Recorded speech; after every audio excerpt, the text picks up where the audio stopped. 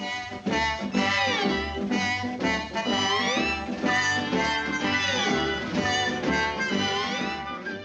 this is Rick Brandenburg for Turf Bugs and Rock and Roll, and I'm joined today by a couple of friends and colleagues at NC State University, Dr. Fred Yelverton, turfgrass weed scientist, and Dr. Jim Kearns, turfgrass pathologist. And we're going to start a little series here, multiple talks on how to be proactive as we transition into the fall and try to reduce pest issues. Today the heat index is around 110, and it doesn't seem to be the time of year to be thinking about what you should do in the fall, but it really is the time to be thinking about what you should do in the fall. So over the next 4 weeks, they're going to be talking about some various practices for weed and disease management, and then when they finish up, I'll go a couple weeks talking about some proactive measures that you can take to reduce insect populations. So to begin with, we're going to start out with Fred, talk a little bit about some things you can start to consider for POA management. Hello everyone, I'm Fred Yelverton. I am going to talk about POA control for the fall. So POA annua, or annual bluegrass control, was a big point of discussion over the winter and spring, and people were really disappointed in the results they had from their POA control program. So what I want to do is just spend a couple of minutes just talking about POA, and then in the next video we're going to talk about some control measures. But let me just give you a little bit about POA annua biology here for a second. So we have a lot of data that shows that annual bluegrass, or POA annua, germinates. About 80% of POA germination occurs between September 1st and October 30th.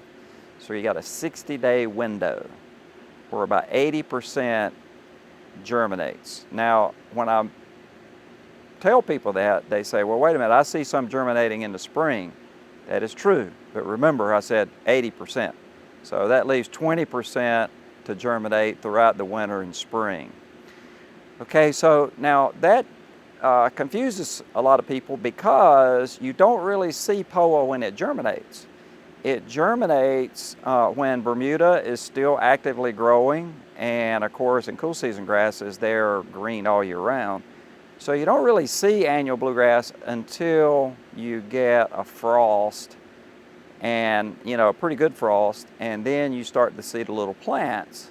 The plants, by the time you see them, and let's say it's mid-November or late November, it may be 5 or 6 tillers, although it may be only the size of a quarter, right? Well, that plant germinated some time back.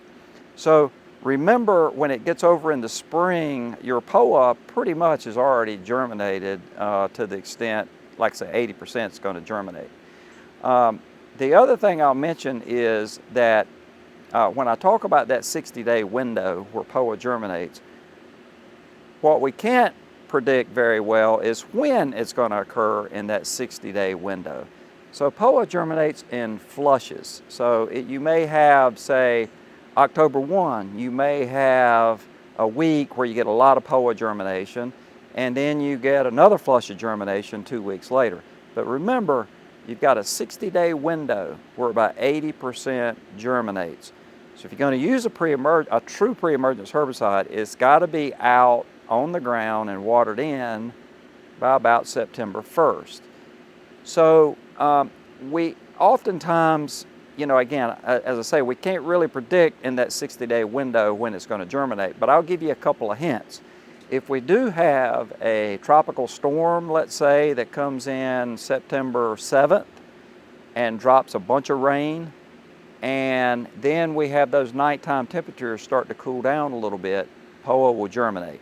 So the best predictor on when annual bluegrass is going to germinate is when you first feel those nighttime temperatures start to drop. So you still have warm, sunny days, and you have nighttime temperatures that drop with adequate soil moisture. That's what you're looking for when you look at POA germination. So on the next video, we'll talk about some issues regarding herbicidal control of annual bluegrass.